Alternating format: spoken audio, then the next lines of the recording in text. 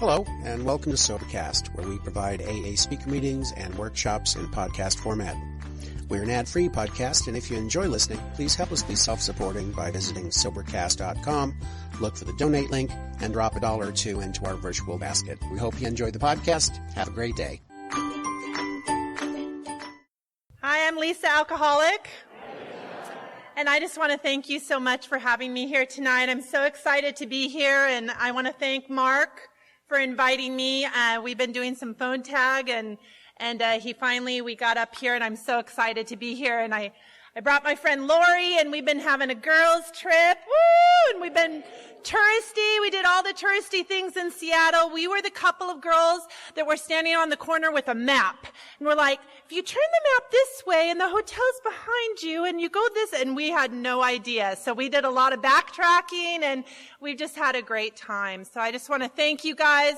I want to thank all the committee here that sets up. You know, I know it's a lot of work to do that, and I'm just so grateful. And I'm pretty sure tomorrow morning I'm going to wake up and not come to. And I will not have to go on the search of the clothes and the car and the keys and the debit card and the pool stick. Because usually one, if not all of those, were missing. And I just love it. You know, I just look out there and I think, you know, normally we are a group that would not mix. But here there exists a fellowship and a friendliness and an understanding that is indescribably wonderful. And that's how I feel about Alcoholics Anonymous. I cannot put into words what this program means to me, except I bet there's some of you that feel the same way I do, right? That feel the same way I do. And I always get a little nervous up here because I always think that my story is not that exciting. When I got here, I heard all the differences and none of the similarities. And you guys had some good stories, man. You had some cop chases and car crashes and bar fights, right? And handcuffs, and you were sleeping under bridges and peeing in your pants and dumpster diving.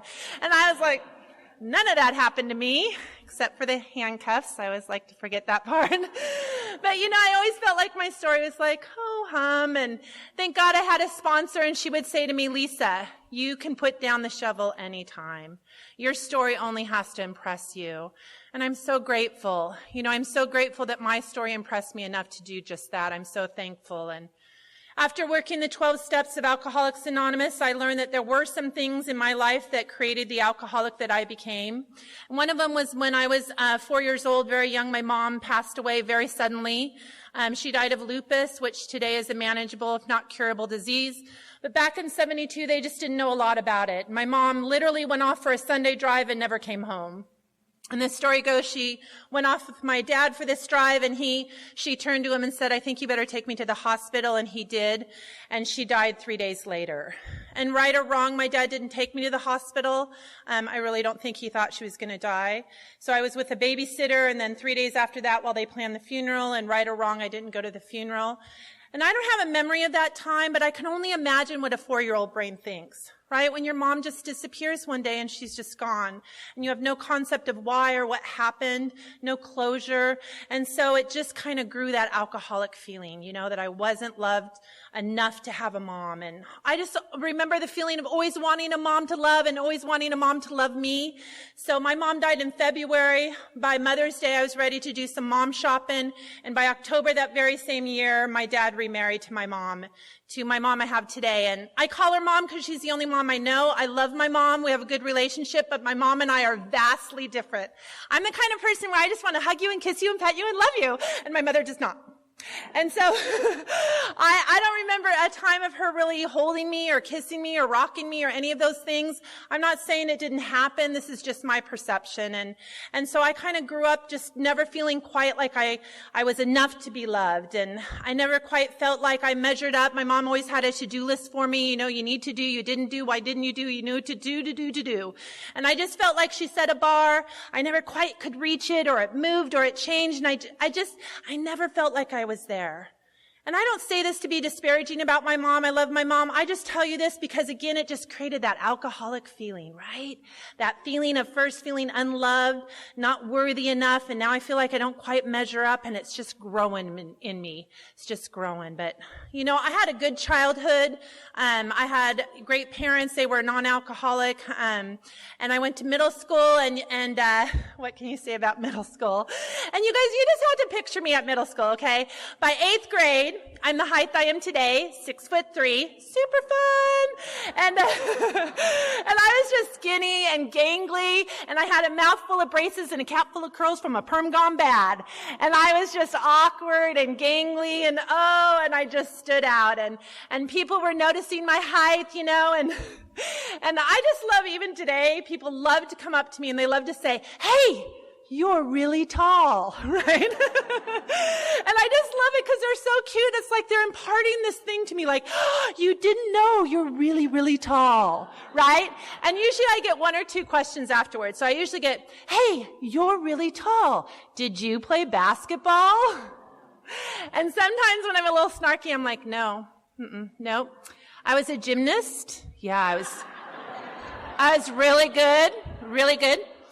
I almost made it to the Junior Olympics, but I did the uneven bars and I kept hitting my head. So I had to, they look at me, really? Gymnast, huh? And the other question I always get is, hey, you're really tall. How tall are you? And so one summer I decided that I would charge $1 if you wanted to know my height. So you had to pay me $1. And then I thought, well, I'm just going to charge the men because I love me my girls. So I'm just going to charge the men $1. So if you wanted to know my height, you had to pay me $1. And that summer I made $72. I kid you not. Now, I do have to tell you the results might be a little skewed because I was living in the bar. So just keep that in mind. But $72, and I was so proud of it. I'm like, I'm going to go to Vegas. It's going to be my spending money. I'm so great. And of course, I never got off the bar stool. But in 8th grade, man, I was so embarrassed that people were noticing my height and I was standing out and people were coming up to me. And again, it just created that feeling, right? Now I don't feel one of. I feel different than, apart from. And all I wanted to do was fit in. All I wanted was for you to like me as much as I loved you. And it didn't feel that way in my skin. So I went off to high school, and whatever was in the water that year, there was a lot of tall girls. It was led by Tracy Mulder. She was 6'3" also, but she was like the Marilyn Monroe of tall girls. She had big boobs and blonde hair and dated all the seniors her freshman year. And she was super cool. And then there was my friend Sandy. She was 6'1". There was another girl, Lisa, 6 foot. There was 5'10", 5'11" girls, just a whole gaggle of us. And we all played sports. And I got to be a little bit on the outskirt of popular just because they all were. So I was kind of the hanger on. And, I hadn't drank yet, and I was a good kid, and I got good grades, but it was just waiting in there. It was just churning in me that I just didn't feel quite there. And my first drink was actually a magical event. And what happened was my basketball team, in case you missed it, I did play basketball. In case you're like, what? I thought she was a gymnast. No. I did play basketball, and we lost the state championship to St. Mary's Academy in Portland. And we had lost to them the state championship in volleyball, so lost in volleyball, and then basketball. We were sad little puppies. And we were out commiserating with our parents at dinner, and there was talk of a party, and my mom immediately said, absolutely not. And my dear, sweet, innocent daddy was like, well, Jan, she's very sad. She should go to the party. She'll have fun. Cheer up. So it was decided I could go, and I went to the party. And when I got there, I immediately knew I had made a tactical error, because I looked inside, and there was packed, and there was boys talking to girls, and everybody was dancing and having a good time. And I'm like, I'm going to walk in like the Jolly Green Giant. This is not for me. But somebody handed me a red plastic cup, and I took a sip of warm beer. A lot of fuzz on the top, and it wasn't good, but I looked around, and you guys were all drinking out of a red plastic cup too, and I just wanted to be like you. So I took another sip, and I took another sip, and I took another sip, and something magical started to happen. I kid you not. I started shrinking. I'm serious. I totally started shrinking. And by like the third cup, I was like 5'3" and a supermodel. And I could talk to the boys, and they were talking to me, and I was dancing, and I was funny. And for the first time, I fit in. For the first time, I felt part of. For the first time, I felt like you liked me as much as I loved you. And that feeling of the shoulders down and the breath in.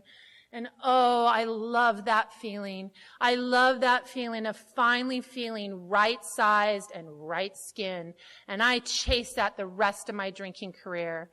But I didn't become alcoholic overnight. I graduated. There were some drinking parties here and there and, some stolen liquor from the parents' liquor cabinet. There was one night we all went skinny dipping, a bunch of us, and the cops came and they recognized us from the basketball team because I guess when a bunch of 6-foot girls come out of the water in their birthday suits, they're like, yeah, we know who they are. And it was a small town, so they just took us home, But then I went off to college and I had a full ride at Boise State University and went up there. My parents drove me 437 miles away for the first time in my life. I am all alone, right? And I remember standing in the parking lot and my parents are driving off and I know not a soul. And once again, I know I've made a technical error, because I just don't know anyone and I'm scared to death. I'm scared to death. And all of those feelings come back, all of those feelings. And I met the team the first week of school, and unbeknownst to me, they had put all the athletes into one dorm, Chapin Hall. They had the girls on one side and the boys on the other, but all the football players, basketball, track, soccer, volleyball, all of us. And it was a little hallway in between. It was patrolled by a little man named Elliot. He had very jingly keys, so you always knew when he was coming. It's always a good sign. And I guess they thought if they put all the athletes in one dorm, we wouldn't drink. We're athletes, right? No. How many of you know? Some of you out there are laughing. Yeah, it was a crazy dorm. There was drinking 24/7, partying, pranks, all kinds of stuff happening. But none of this was known to me that first week of school. And so I remember I was walking down the hallway with the other center named Jan. She was super shy, super sweet girl. And we go past this dorm room and I look in and there's this girl sitting on the dorm bed and she said, "Let's party." And I looked Janet, she looked at me and Jan said, "I don't think so." And I said, "Hell yeah, this is where I'm getting off," right? And I walked into that dorm room. And I swear for 3 years I didn't come out. And you guys, my drinking took me down hard and fast. Let me tell you, my freshman year, I started on that basketball team. I was a good kid and I got good grades. And by my junior year, I had been kicked off the team for drinking. I had been caught on the drug test for smoking marijuana and I was pregnant. And that's where my drinking took me. My drinking had me doing demoralizing, humiliating, horrible things. My drinking had me doing things that I would never do sober. And it was awful. And my drinking put me into dangerous situations, and in one case, I didn't get out of it. And it changed me as a woman forever. And I wish I could impart to young women, the dangers of drinking and decision-making. So I came home with my tail between my legs and I had my daughter Kylie and I married her father and I'm proud to say that we both graduated from college and we got jobs and we settled into married life and we bought a little house and 2 years later we had my son David and I married a very controlling man. He controlled what we did, where we went, how we spent our money. So I really didn't drink a lot during that time. I didn't have the opportunity. I didn't have a lot of friends. He was off doing his thing and I was just home being a good mom. And I'm very thankful for that. I'm very thankful for that. But after 11 years, I got a little tired of that, so I divorced him and got off on my own, and I had a couple years of good sobriety. But then I met a little teacher, and she was 29, and I was 39, and she liked to party, and I decided I did too. And a couple things happened, right? A couple things happened when I got divorced. One is, I got girlfriends again. I hadn't had girlfriends in like 11 years. And you don't know this about me, but I love me some girlfriends. I love girl trips, right, Lori? Woo! We had a good time. And I remember the very first trip we took, we were going to Long Beach, Washington.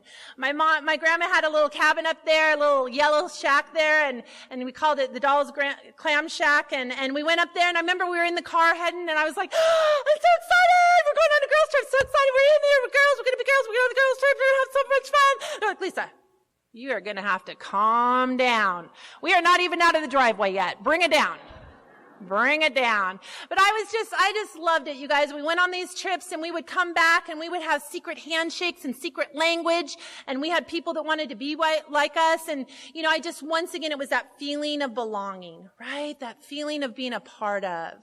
And another thing that happened is my alcoholic brain was just waiting for this moment. It had been waiting. It had been back there doing push-ups. And it was ready to rationalize and justify. And here's what it said to me. It said, Lisa, You raised those kids single-handedly. You did everything. You were out there coaching soccer and going to their open houses and their conferences. You were at all their dance meets. You were doing all of that all by yourself. You deserve this. It's your time now. You worked hard. They're in high school. They can handle it themselves. You just go off and have a good time. And that's what my brain was saying to me. And of course, none of that was true. I hadn't done anything else that a typical mom doesn't do on a typical day, right? And actually in high school, it's kind of the worst time to leave your kids alone. But that's what my brain told me, and I believed it. I believed it. And once again, I started drinking, and the consequences started happening. And one of the first consequences it was my friends got sick and tired of my drinking. They got sick and tired of babysitting me, making sure I got home safe. One of my friends stopped talking to me. I had no idea why. When I pulled it out of her finally, and it was because of my drinking, I just couldn't believe it. My drinking, it's a problem. So I went home that night and I devised the drunk plan. Very proud of this plan. The drunk plan is an acronym. Each letter stands for a part of my plan. So the D in drunk is don't drink and drive. No longer could I drive home drunk. I needed to find a way home. I needed to figure it out beforehand. No longer were they going to try to wrestle the keys from me. The R in drunk stood for respectable volume. So I needed to bring it down. I know, I was so proud of that one. That was the longest one. It took me the longest one to get the R. The U in drunk stood for use a condom, safe sex. The N was no uglies. So my friends could vote whether or not I could leave with the guy. Because my requirement in the past had been, hey, are you breathing? Oh, okay. Can you walk to my car? All right, it's good. 2 requirements, that's it.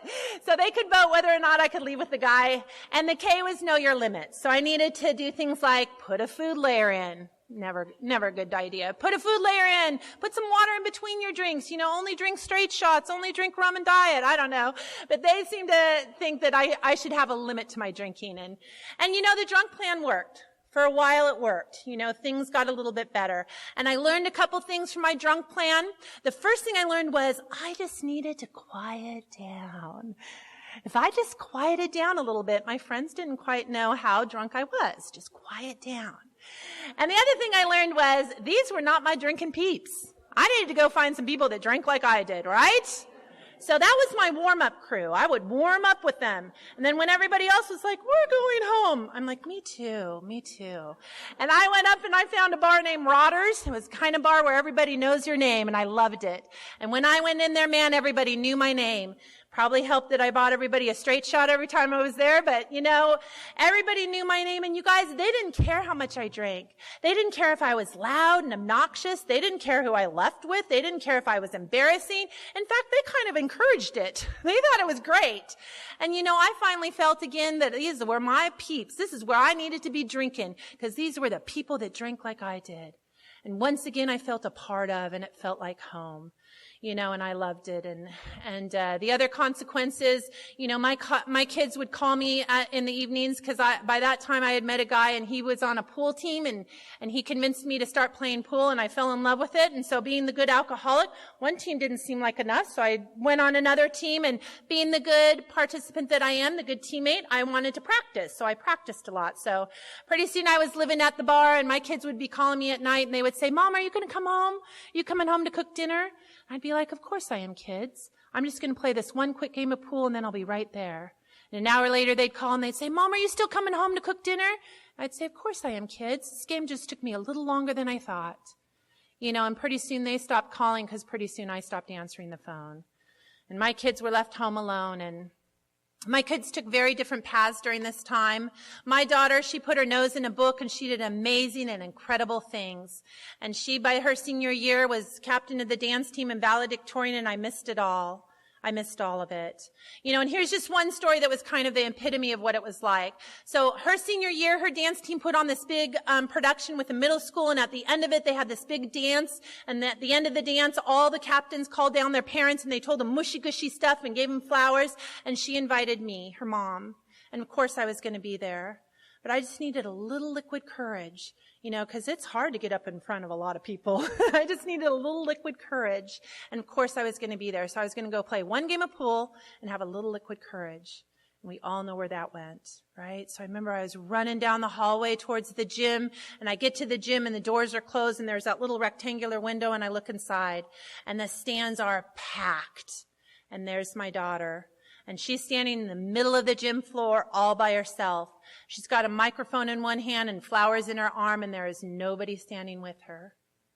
And to this day, I don't know what she told that crowd about where her mom is. All I know is that is one of many things that I missed her senior year. Many things. And my son took a very opposite path. My son was like, let's see. Mom's gone, and we have a house that's empty. I wonder what I could do with that. So, of course, the parties began, and my son threw a party all the time. He ended up getting pretty heavily into drugs. He started selling, got pretty high up on the food chain. Some dangerous things were happening to my house with my daughter in it by herself, and we had, our house got egged, we had rocks thrown, we got broken into, stolen, a lot of things went on. And, my alcoholic brain by this time had to really stretch itself to rationalize and justify. And it would say things like, it's just the neighborhood you live in. If you lived in a different neighborhood, things would be different. And so, at that point, I was willing to listen to everything to keep doing what I was doing. And I ignored all the signs. And, in the end, you guys, it wasn't about what I had lost. It was about me. I had lost my soul. I had lost my soul. I could not believe the woman and the mother that I had become. I was so embarrassed. And those handcuffs I always like to forget, I did. I got a Dewey finally, one of many I should have gotten. And I went to court for the Dewey, and I recognized some of the women that had been in the drunk tank with me. And the judge called a whole gaggle of them up there, and he talked to them about this diversion plan for first-time offenders. And I thought, well, that's weird. I'm a first-time offender, but I had never been to court before, so I wasn't sure what to do. And I waited until they called my name, and I went up there, and the judge said, "What are we here for?" And the prosecutor stood up and he said, "This is Lisa Kostelic, and we're here because she has been arrested for cocaine possession, her third-time offense." And I'm like, oh, that's not me. That's not me. I've never done cocaine in my life. That's not me. And the prosecutor said, "What else are we here for?" And he said, "Well, also she's been arrested for prostitution, her third-time offense." And I'm like, oh, that's not me. I gave it away for free. Like, that's not me. That's not me. And I'm just flapping like this because I don't know what to do. And I just keep repeating, "That's not me." And the judge kind of looks at me, but he turns back to the prosecutor and he's like, "Well, what are you recommending?" And at this point, I have no idea what the prosecutor said. What I heard is, "We recommend a $100 million fine and 100 million years in jail." And I'm just picturing myself off in handcuffs and dragged off to jail. And I don't know what to do. And so I'm just flapping and I'm like, that's not me. That's really not me. And the judge finally kind of takes pity on me and pulls up the file and says, "Let me see the file." And they bring it up to him, and he's looking through it as slow as molasses, just looking through it. Looks up at me, down at the paper, and he says, "Ma'am, how tall are you?" Like, really? I kind of straighten up and I say, "Well, sir, I'm 6'3". And he said, "Well, I think this is not you, Lisa Kostelic, because it says right here she's 5'3". And I'm like, oh my gosh, thank God, finally being tall worked out. Thank you, God. I mean, oh my gosh. So yes, I did get diversion. I'm very happy to say it did slow me down. Do you know though, when you ever go to meetings and you hear about people that go out and then they come back in and they talk about their drinking and how it started right where it left off, if not even worse? And that was my experience. When diversion was over, it was on, and I started drinking just as much as I was, if not even worse. And in the end, I was just miserable and I didn't know what to do about it. And I remember I would come to in the morning and I could not face the day. I didn't want to open my eyes to face the kids or what I had done, and I didn't want to keep them closed because I would replay the things I did remember from the night before. And those 4 hideous horsemen were standing right at the end of my bed. And I was so sick to my stomach, and I had that awful pit in me. And I didn't know what to do, and I would pray to a God in those mornings because I've always had a God in my life. I've always believed in God. And I would say, God, tonight I'm not going to drink. I promise. Tonight I'm going to come home and I'm going to be a good mom, and I'm going to make dinner and I'm going to help them with their homework, and I'm going to be a good mom. And you guys, I meant it. I meant it with all my heart. And that night I would look around and I'd be sitting on a bar stool and I had no idea how I got there, and I'd pound on the bar, say, "For God's sake, how did I ever get here?" Only to have that thought supplanted by, "Well, I'll stop on the 6, or what's the use anyhow?" And the big book talks about that insidious insanity of the first drink. And it's strange to say, but sometimes a man has no more idea of why he took that first drink than you do. And that was me. I could not understand how I could love my children with all my heart and all my soul, and I would pick the drink every single time over them. How could I do that? And I was just miserable. And you guys, getting into AA is a total God shot. It has nothing to do with me and everything to do with my God. And what happened was I went to Rotters one morning to go pick up my debit card, $350 tab, not unusual. And there was a friend of mine, and she was sitting there having some lunch, and I said, "Little pumpkin pie, where you been? I haven't seen you for so long." And she said, "Oh, I got a Dewey, so I'm going to those AA meetings." And she looked me right in the eye, and she said, "You should come." And I looked at her and said, "Okay." And the next night we went to an AA meeting. We went to Altered Attitudes at the Pink Church in Oregon City, 5:30. It is a daily meeting, and you never know when you're going to get there, right, Lori? It is crazy, good fun, man. It is wonderful, a wonderful meeting. We love it. And I went in there, and you guys were bright-eyed and bushy-tailed, and you were talking and laughing and talking, and I was so excited, and I instantly fell in love with you guys. And I don't know what you said at that meeting, but after the meeting, there was a meeting underneath a tree, right? All the smokers were out there smoking, and I was a smoker, so I was out there smoking, and I was looking around, and again, you guys were you were laughing and clapping and hugging and kissing, and I was like, this is like the bar without drinking. I loved it. I fell in love with you instantly. And that night we had to go back to the bar because I was on a pool team. Had to go play some pool, and my friend came with me, and she started drinking, and I'm like, wait a minute. I thought that if you were going to those meetings, you weren't drinking. But I didn't drink that night. It's not my sobriety date, but for whatever reason, I just got to see a little glimpse of myself. Because my friend got really drunk, and she got a little bit embarrassing, and a little bit loud, and a little bit obnoxious. She did things like drunk dial her boyfriend in the program. Don't recommend that. Not a good idea. But I just got a little glimpse of myself. But like I said, it's not my sobriety date. I actually didn't think I was an alcoholic. Like I said, I heard all the differences, and you guys had lost so much, and you had done so much, and I was like, that's not me. I still looked good from the outside. So I didn't think I was an alcoholic, but I loved you guys. So I went to meetings, and I drank in between. And I did that for 2 months. And if you're new here with that little new girl there, I don't recommend it. Please hear me say that. But you guys, it was the best I could do because I just loved you. And you know what I love about you guys? You never kicked me out. You never once told me to leave. You never once told me to get out. In fact, you told me to keep coming back. You told me that in your third tradition, the only requirement for AA membership is a desire to stop drinking. And I had that desire. I just didn't know what to do with it. So you guys allowed me to stay there, and I will be forever grateful for that. I will be forever grateful that you allowed me to concede to my innermost spot that I was an alcoholic, and you allowed me to stay. And so I stayed for 2 months, and sometimes I even spoke because I thought I had something to say. And after 2 months, this old-timer Big John, he got tired of listening to me, and he was like, "Lisa, you need to go home and read out of the big book. You go home." And I had a big book, and I had read Bill's story about some guy named Bill in World War whatever. I don't know. It didn't apply to me. He said, "You go home. You read out of the big book. You read the River of Denial. It's in the back. You go home and read that." And he's a little scary. And I was a little willing. So I went home and read it. And it's a story about a woman, and when she controls her drinking, she doesn't enjoy it. And when she enjoys her drinking, she can't control it. And for the first time, I heard myself in the pages of Alcoholics Anonymous. And the big book talks about that too, right? That somehow, someday, he will control and enjoy his drinking as the great obsession of every abnormal drinker. And the persistence of this illusion is astonishing, right? Many pursue it into the gates of insanity and death. And that was me. And the part that really got me was the part that she said that got her, that made her want to try this sober thing. And that was the laughter. The pure joy in the laughter that she heard only in a sober alcoholic. And you guys laughed like that. And I hadn't laughed like that for so long.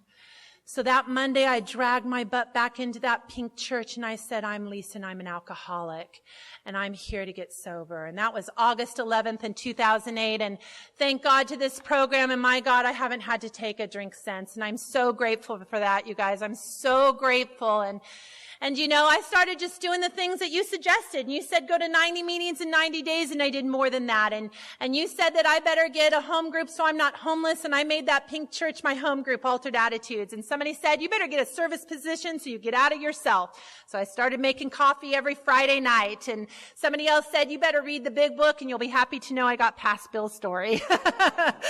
You know, and I just did the things that you guys suggested. And my life didn't suddenly become butterflies and buttercups, right? Life on life's terms. In fact, my very first month of sobriety, my son, who was a senior at that point, he beat up a kid pretty badly and sent him to the hospital. And that school was sick and tired of him and his antics, and they were ready to expel him. And my son and I talked, and we decided that we would go in and tell the truth. We would tell what was going on in our life. And unbeknownst to me, he was trying to clean up his act too. And you know what I love about Alcoholics Anonymous is you guys taught me that. You guys did. Because you allowed me to stay there for those 2 months, I heard things like suit up and show up, tell the truth, do the next right thing, let go and let God. Keep it simple, stupid. And all of those sayings. And that's what we did. You know, his dad wanted to hire a lawyer and fight. And we said, no, we're going to go in and tell the truth. And that's what we did. And we walked into this big important meeting, and there was a whole panel of important looking people. You know, the lady had pencil skirts and buns in their hair, and the men had suits and ties, and there was a doctor or director or some kind of acronym in front of every name. And they looked big and scary. And we just sat down and told the truth. And I just said, I'm Lisa, alcoholic. I have just gotten sober. I've just come up from air to survey the damage. And my son and I are extremely sorry. We're willing to do whatever it takes to make this right, but we're also willing to live with whatever consequence you have. And my son did the same thing. You know, and thanks to that, what we did, they didn't kick my son out. They sent him to an alternative school called Eastham. And here's what I love about Alcoholics Anonymous and my God works through you guys. My son, if he had stayed in high school, he could have never graduated. There just wasn't enough hours in the day in a classroom for him to get enough credits to graduate. But because they sent him to this alternative school, he sat in front of a computer and did one assignment after another until he passed one class after another and got one credit after another. And that June, I stand before you to tell you that I watched my son graduate with his graduating class and walk across that stage and get his diploma. And that is all because of you guys. I can never thank you enough for that. Because you allowed me to stay there, and because I heard all of your saying, I did the next right thing and God did the rest. And my son got to graduate. And I will be forever thankful to you guys for that. I can never give back enough for that. You know, and so my son got to graduate, and I'm so thankful. And there was a guy in my home group named Mark, and he would say all the time to me, hey, you got a sponsor? You got a sponsor? You got a sponsor? You got a sponsor? You got a sponsor? Every day. Every day. It was so annoying. And I'm like, I don't know. What is a sponsor? You dial 1-800, I get a sponsor. You do a secret handshake. You fill out a resume. What do you do? Where do you go? What happens? And so I realized that I just needed to listen until I heard a woman that had what I wanted. And I just needed to ask her to be my sponsor. And that's what I did. And Jeannie Beanie became my sponsor, and we started to work the steps. And I'm so grateful whenever I think about Bill and Bob, and they wrote these steps and they put them in the order that they did, because when we first started working, I was like, I'm ready. Step 9. Let's go. I need to make me some amends. Let's go. Let's go. I'm ready for step 9. I did some damage with my kids. Let's go. And my sponsor was like, no, Lisa, I'm so sorry. We're going to start on step 1. See, 9 comes after 8, which comes after 7. See a pattern here? Yeah. Okay, we're going to start with step 1, and we'll get to 9 when we get to it. And I'm so thankful, you guys. Thank goodness. You know, thank goodness that I didn't start where I wanted to start with step 9, because if I had made my amends at that point, it would have been all about me and relieving my mom guilt and nothing about my kids. You know, I needed to do the work that it took to get to that step 9. And I'm so grateful. And I just love the steps of Alcoholics Anonymous. I'm here to tell you that I love the fellowship of Alcoholics Anonymous. I love service work in Alcoholics Anonymous, but I believe to my core that the program of Alcoholics Anonymous is the 12 steps of Alcoholics Anonymous. And I thought when I got here, I could get it by osmosis. If I sat in those blue plastic chairs in Altered Attitudes long enough, it would come through the floor and into me and I'd be saved. And that is not the case that I've found. I'm so grateful that I had a sponsor and I had a group that really talked about the 12 steps, because I believe if you are here sitting in meetings and doing the fellowship, you are selling yourself short and you are selling the program short. The 12 steps are where it's at. And so we began working the steps, and I'm so grateful, because I needed to concede in my innermost self in step 1, that I was an alcoholic, no doubt about it. And I needed to find my God and make him even bigger and even better. And what I love about Alcoholics Anonymous, I love so many things about Alcoholics Anonymous, but one of the things I love is that my God doesn't have to look like your God, right? You can borrow my God, use my God, but your God can be your God. My God is all about Jesus Christ. Man, I am a JC girl all the way, but your God can be different. My good friend Shauna, she is all about her creator and nature, and she loves that about her creator and her higher power. And she married a Native American, and they've got a sweat lodge in their backyard, and they are saving alcoholics one sweat at a time, and they're doing vision quests, and her God is beautiful and big and gorgeous, and it doesn't have to look like my God. And if you're sitting there and you're worried about this God concept, don't worry. Don't worry. You get to come up with your own concept. You don't have to have my God. You can form your own, and I love that.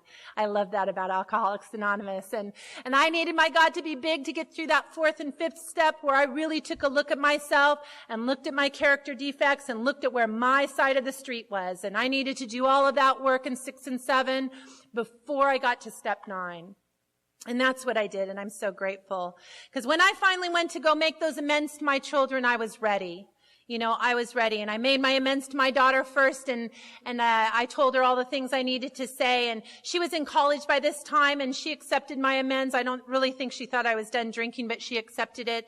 And then I went and made my amends to my son, and I said, went through my whole thing, and I said at the end, I am so sorry, and I'm willing to do whatever it takes to make this right. And I'm willing to listen to whatever you have to say. And my son looked at me right in the eye and he said, Mom, how could you? How could you? How could you leave me there by myself? You knew what was going on. You knew what was happening. You knew I needed help. How could you do that to me? How could you leave me alone? How could you not step in? How could you not help me? How could you not stop me? And he was right. He was right. I didn't want to see any of that.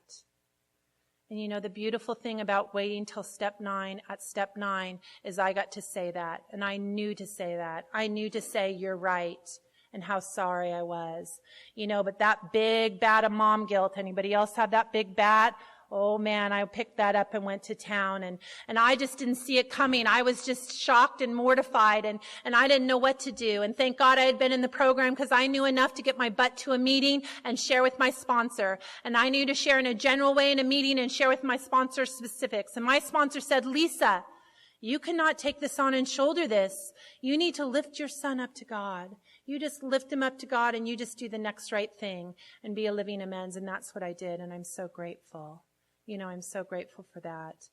And in case you're sitting out there and you're like, wow, this sobriety thing sounds really fun. I really think it's for me. You guys, I'm so serious. I'm here to tell you that I have had more fun in Alcoholics Anonymous than you can shake a stick at. It is so much fun. I love Alcoholics Anonymous. There is more things to do in the summer. You can go on campouts and picnics and barbecues and rafting, and I just love it. The fellowship is alive and well, and I just love Alcoholics Anonymous. And you know how sometimes you hear about sponsors and they have their sponsee write down, what do you hope and wish for in year 5, right? In year 5, write it down, and we're going to seal it up. And they seal it up, and then in year 5, they open it up. And usually you hear more oftentimes than not that they've sold themselves short, right? And that's the case for me. I cannot believe the life that I lead today is the life I have. I got to get married in Alcoholics Anonymous. I married the man of my dreams. And there was a little 13-stepping going on. I'm not going to lie. If you're new here, I don't recommend it.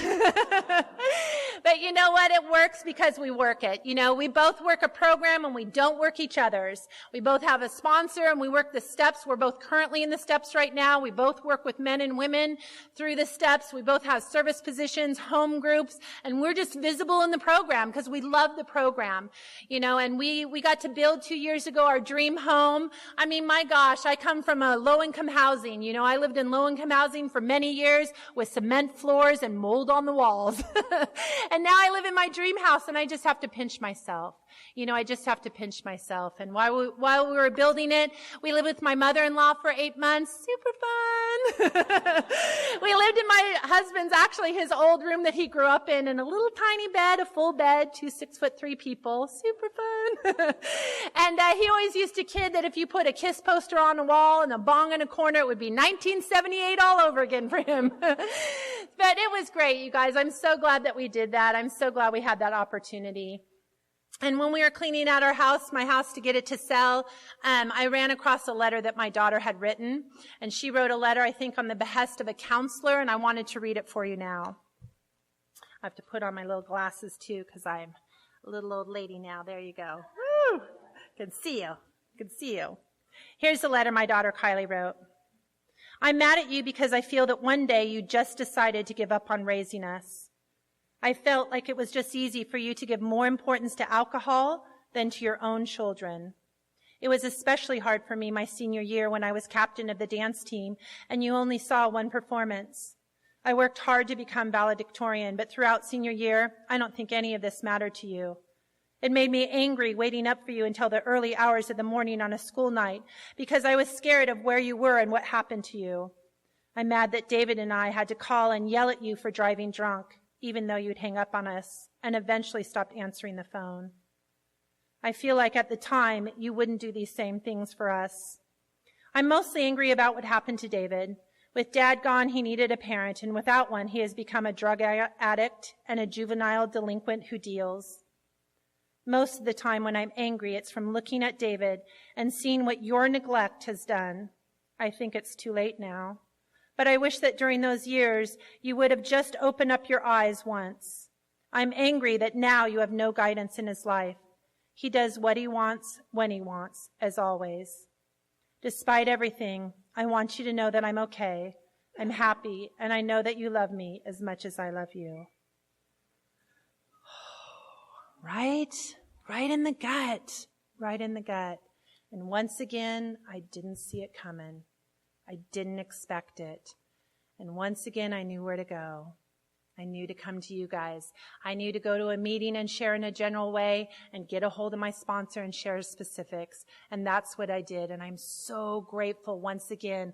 I'm so grateful that I was in the middle of this program, because if that had happened when I wasn't in the middle of this, you can be assured that that was a good reason to go get a drink for me.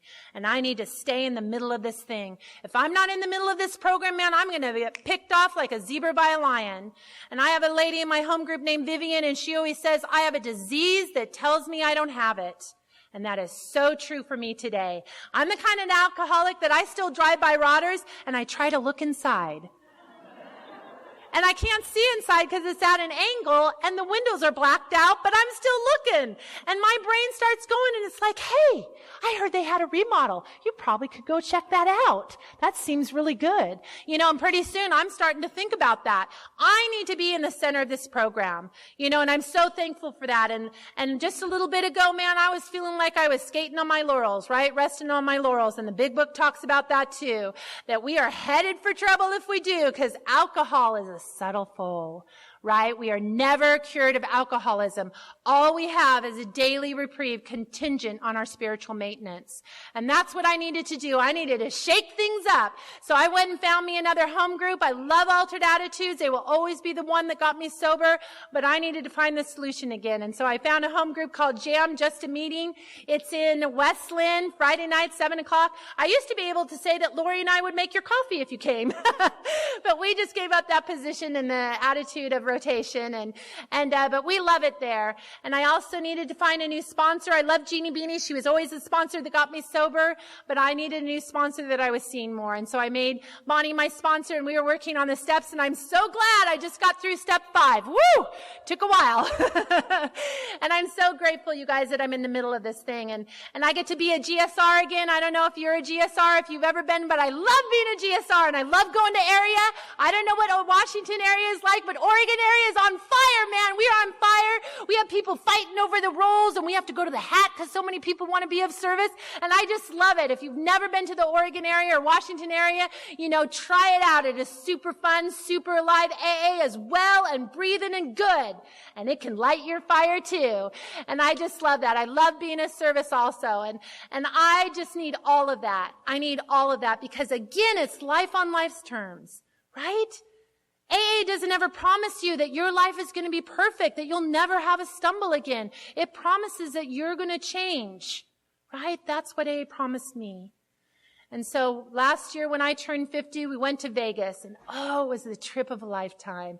All our friends came, my family came, my kids came, my parents, everybody came, and we had a blast. I mean, you've had a good trip when you go on a roller coaster ride, a gondola ride, a limo ride 4 times, and a helicopter ride to the Grand Canyon. It's a good trip. And we just had the best time, in the high of the highs. And we got home, and the next day we found out that my son is a heroin addict. And he was shooting heroin. And that's life on life's terms, right? The highest of the highs and the lowest of the lows. And once again, I'm so grateful. I'm so grateful that you guys have kept me in this program and my God. I'm so grateful that I'm in the middle of this thing because we knew what to do, right? We knew where to go. It's kind of helpful that I married an addict because he knew some important people in important places. So he got my son into detox. And then my son went to DePaul Treatment Center. My son stayed there 111 days, even when he didn't want to. And what I did is I kept going to my program. I kept doing my program and let him do his program. My son graduated from there and went to a Central City Concern, a really great outpatient, and he lived there for another 6 months. And I once again stand before you with such glee and such love in my heart because last April my son celebrated 1 year of sobriety and clean. And you know what it was? He fell in love with you. He fell in love with you just like I did, man. He got on fire. He's like in the Lano Club, and he's like treasurer of one group, opens another group, secretary of another group. He's GSR of another group. He's just on fire. He's like baking cakes for the pie sale. He's just going at it, doing it. Right? That's Alcoholics Anonymous. That's Alcoholics Anonymous. And whenever I get into fear, I just go back to my God. Right? I just go back to my God, and I remember that only when we seek out Him can He allow us to match calamity with serenity, that we never apologize for depending on our Creator, that through Him we show what He can do. And I'm so grateful for that, because a lot of times I get into fear, and then I realize I am not His higher power, and I am not His sponsor. I am neither one of those things. I'm just His mom. And I'm so grateful.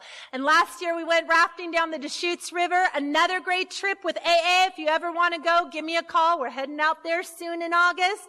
And I'm sitting there last year, and we're going along the Native American lands down the river, and my son is in front of me, and he is robust and big and gorgeous and ruddy cheeks, and he's standing up there shooting water at somebody, laughing with the biggest, most pure joy laughter. And that's a moment, right? That's a moment I get because of you guys and my God. And last January, my daughter got married, and my son was the officiator of their wedding. So once again, I'm sitting there in the front row, and I'm watching my son as he's giving this beautiful speech, and he's marrying the officiator, my daughter and her husband. And I just am so grateful. I can never give back to you guys those moments, to be a part of my kid's life in every shape and form. And I'm so grateful for that. And if you're new here, man, jump in. Don't dip your toe in and test the water. Jump in with us. Swim around with us, right? Get involved. Get it. Go to the meeting after the meeting. Go rafting. Go to the barbecues. Go to the campouts. Do all of that. Find a sponsor. Work the steps. Do all of that. And if you're going to meetings and you're not feeling it, go to some different meetings. And better yet, just stick out your hand. Stick out your hand, because I promise you, someone in AA will grab a hold of it.